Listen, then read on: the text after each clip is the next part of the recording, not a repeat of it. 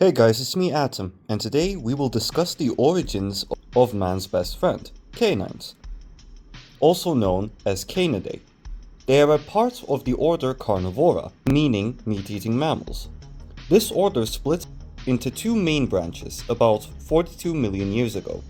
One, Feliforma, meaning cat-like carnivores, and number two, Caeniforma, meaning dog-like carnivores. The very first dog-like creature wasn't even a true canid yet, instead they were called caeniforms. Around 40 million years ago in North America, a small fox-like animal called Hesperocion appeared. It is considered one of the very first true members of the Canidae family. It looked like a long-bodied and short-legged fox and coon hybrid of sorts. It lived about 40 to 34 million years ago during the late Eocene epoch. Although it originated in North America, canids would spread to other continents as well. It was likely an omnivore, more of a generalist than a specialized predator at the time. And about 34 million years ago, canids diversified into three subfamilies. 1. Hesperocidae, the early primitive canids whom are now extinct. Number 2. Borophaginae, bone-crushing dogs, similar to hyenas, also extinct. And lastly, Caninae, which is the only surviving family and includes dogs, wolves, jackals, foxes, as well as coyotes. Also, here's a fun little idea. If you saw Hesperocion alive today, you might not even recognize it as a dog, because it looked more like a long and nimble predator halfway between a civet and a fox. So, at first sight, you would be very confused by what the hell this thing even is. So, wolves, foxes, and jackals. Around 10 million years ago, modern-style canines began to appear. Early members of the genus Canis, wolves, coyotes, jackals, evolved about 5.6 million years ago in North America. Canids spread across the world via land bridges, reaching Eurasia and Africa. This leads me to my favorite wolf, the grey wolf, Canis lupus. They are still very much alive to this very day. They are actually the largest living member of the dog family.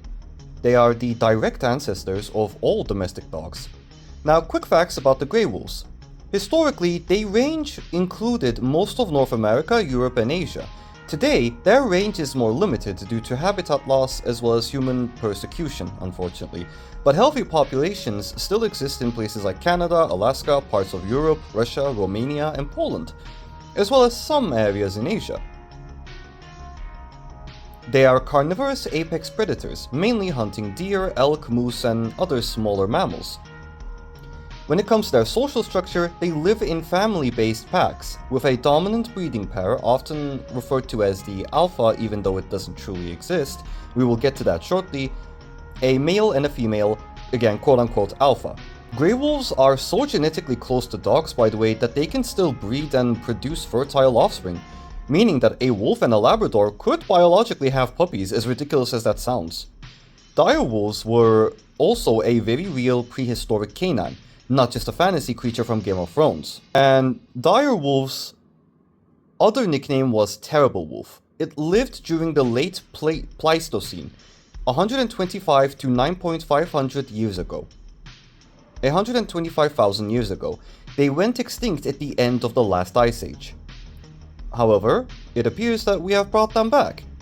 Not exactly, again, we will get to that in just a moment.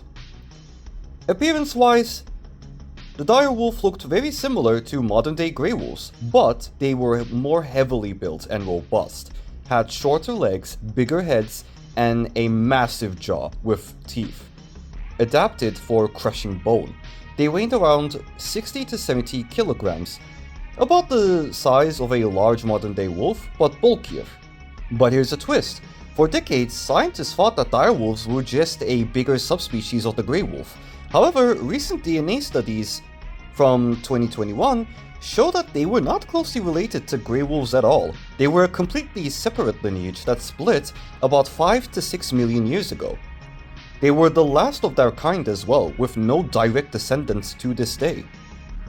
So, this brings us to the domestication of dogs. See, all domestic dogs descend from the grey wolf, as we just mentioned. Genetic evidence suggests that domestication began at least 15,000 to 30,000 years ago. Wolves likely simply began hanging around human camps, scavenging for food. Humans tolerated them, leading to mutual benefits. hunting help for humans, and steady meals for wolves. Over the course of generations, humans began to selectively breed friendlier wolves, eventually giving rise to dogs. Now, fun fact, all dogs and wolves can still interbreed. They're genetically very close enough to do so. The smallest wild canid is the fennec fox, and the largest is the grey wolf. Canids are amongst the most adaptable mammals on the planet. Found from the Arctic tundras to the scorching deserts, you can find a wolf anywhere. Almost anywhere. The first contact 30,000 to 50,000 years ago. Humans were hunter-gatherers, moving in groups, often following large game herds. If you wanted to survive, you followed the herd. And wolves were opportunistic scavengers, so they followed human camps to feed on whatever scraps remained. The boldest of the wolves would get close, but not necessarily aggressive, because if they were too aggressive, the humans would kill or drive them away. So, they were in that middle point. The least fearful and friendliest wolves began to survive around humans, and over the course of generations, this was the first step towards domestication. So, this provided mutual benefits. For wolves, it was an easy access to food without having to hunt large and dangerous prey. And for humans, it was an early warning systems. Wolves barking and howling at danger helps them track prey, and even warmth in cold climates. This created a symbiotic relationship between humans and wolves. Over time, these quote-unquote camp wolves became tamer and began breeding amongst themselves. Humans may have taken wolf pups and raised them by hand, reinforcing friendliness towards people. Friendlier behavior wasn't just about personality, it was quite literally genetic. Wolves with lower stress hormones and calmer temperaments passed those traits on, resulting in artificial selection. Eventually, humans started selectively breeding these wolves, choosing which wolves or dogs get to mate with each other, so that they could acquire their desired traits, which is friendliness towards people, good hunting skills, guarding capabilities, and trainability. The selective breeding rapidly changed their appearance: ears, coat color, tail curls, snout shape, in just a few generations. So, by 15,000 to 10,000 years ago, humans had distinct animals that were no longer truly wolves, but instead they were dogs, Canis familiaris. These early dogs were likely all-purpose helpers, hunting companions, guards, and sled pullers at first.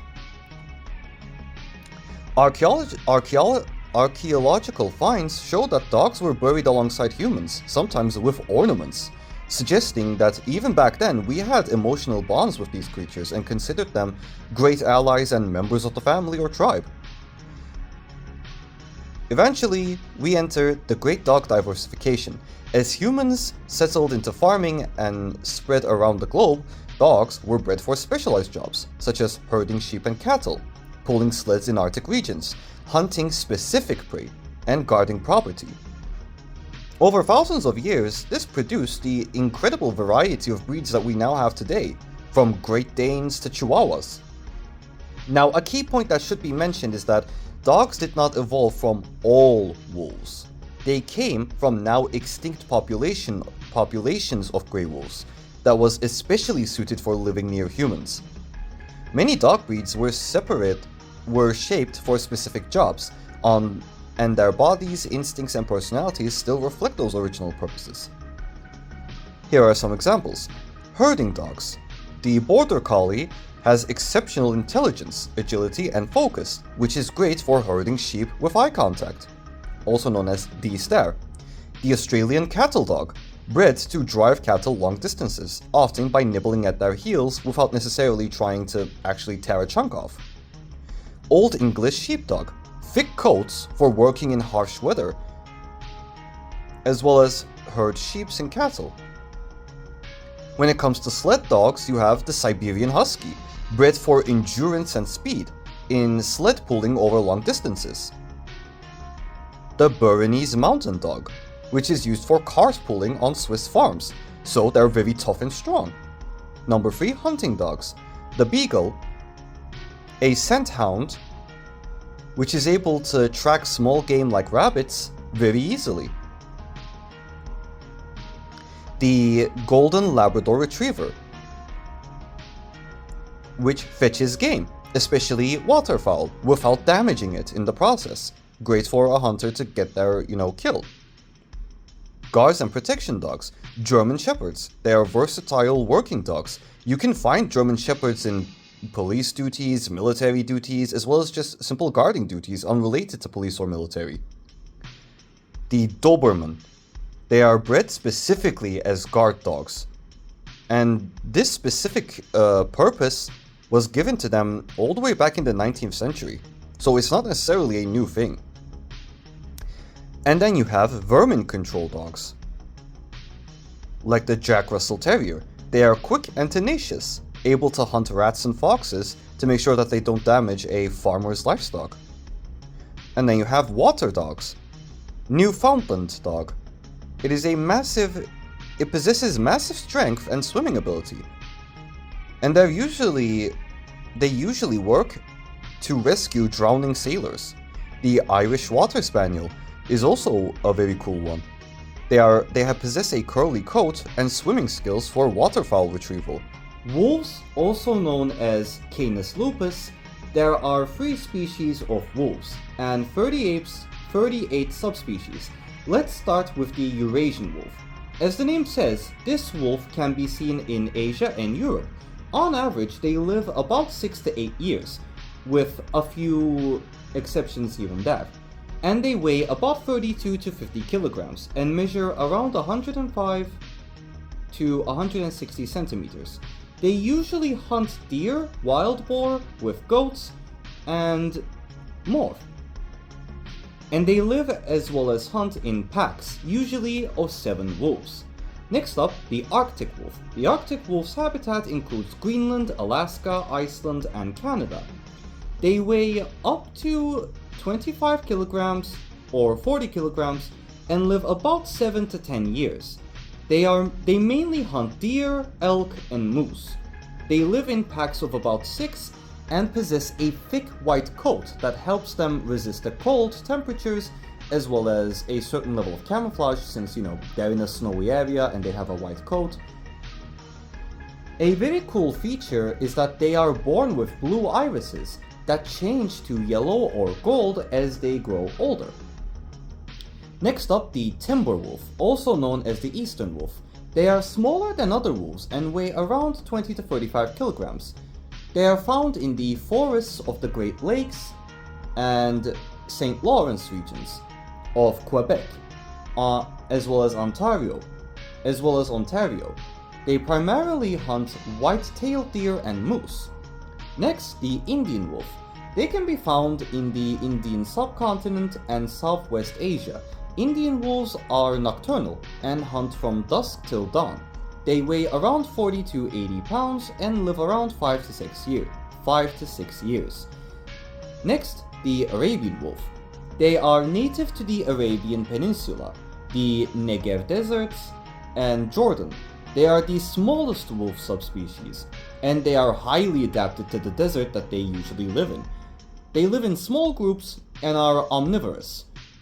They stand on average 25 to 26 inches, 64 to 66 centimeters at shoulder height, and weigh around 45 pounds, which is 20 kilograms, I believe, or 21 kilograms, somewhere in that range.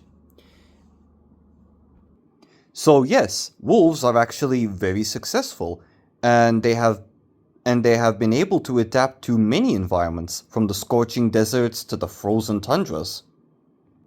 And wolves tend to be the member of a keystone species. Now, for those of you who don't know, a keystone species is essentially the most important part of the Jenga tower, where other parts are important as well, of course. But this specific part, if you get rid of this, the entire tower will collapse in on itself. Something that was learned the hard way back in the USA. And that's going to be about it for the video. Thank you very much for watching, and in this video we've only talked about wolves and dogs. That's because in the next video we will get to coyotes as well as foxes. And that's going to be about it for today. Thank you very much for watching. I will see you again later. Goodbye.